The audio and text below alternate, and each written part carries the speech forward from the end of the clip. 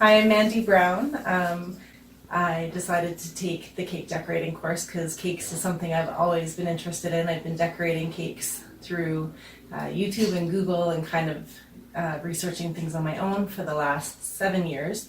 But I wanted to be able to do better, cleaner work, maybe find an easier way to do things. I tend to do things a difficult way, so my husband actually found the course for me, and I took a few courses prior to this. I did the fundamentals course and then Hey, and decided from there that I wanted to enroll for the whole program and just go for it. So I've learned a ton of skills. I can confidently put fondant on cake. I feel like I can successfully plan a cake.